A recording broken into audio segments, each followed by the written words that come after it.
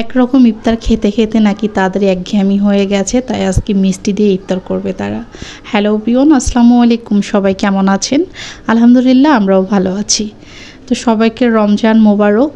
তো এই যে আমার বর্ণ দেখুন বাইরে থেকে খেলে কেমন করে সে আসতেছে, তাকে আমি চিল্লাচ্ছিলাম। আসলে রোজা ধরে থেকে বাচ্চাকে ডাকাটা একদমই বিরক্ত লাগে, সেই ইদানিং এত খেলা করে আর কি বলবো।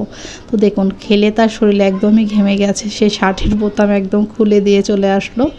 তো কি আর করার, মানে মারতেও পারি না। আসলে আমরা তো আগে ছোটোবেলায় কোনো দুষ্টুমি করলে মা মার দিত, আমি এদেরকে কেন জানি মারতে পারি না, আমি নিজেও জানি না।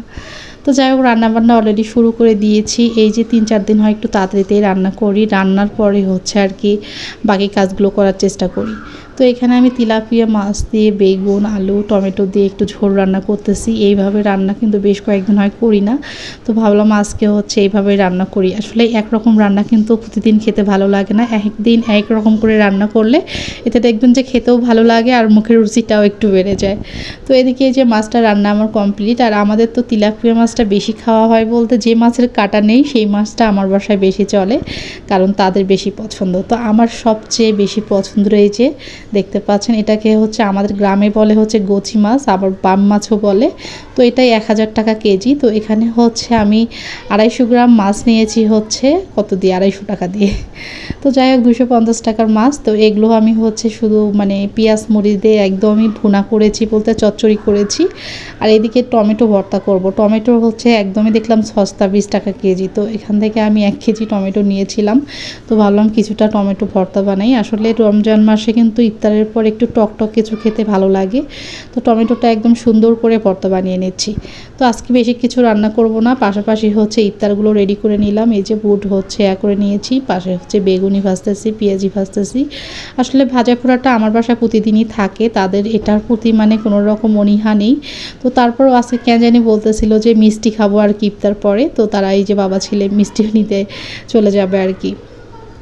তো এদিকে আমি রান্নাবান্না কমপ্লিট করে রান্নাঘরটা হচ্ছে ভালোভাবে এই যে এগুলো সব কিছু নামাইছিলাম।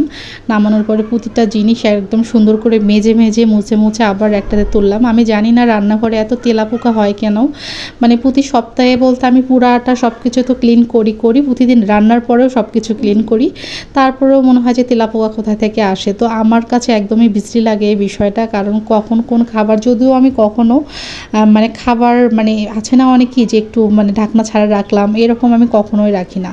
তো যাই হোক ওগুলো ভালোভাবে পরিষ্কার করতেছি। এদিকে ছোট পুচুর জন্য হচ্ছে সুজি রান্না করব, তার তো একদিন একটা রান্না করি, তো আজকে তাকে সুজি খাওয়াবো। তো এই যে তার বাবা ছেলে মিষ্টি আনতে গিয়েছিল। তো ছোট পুচু দেখুন, ওকে বলতেছে একটু বাইরে ওকে হাঁটতে দাও, দেখি হাঁটুক। তো ওর তো এমনিতে রুমের ভিতরে দৌড়া একদম ঘুরে বেড়ায়। তো তার বাবাকে পাইলে তার আর কোল থেকে সে নামতে চায় না, যে না বাবার কোল থেকে আর নামবো না, এমন একটা অবস্থা।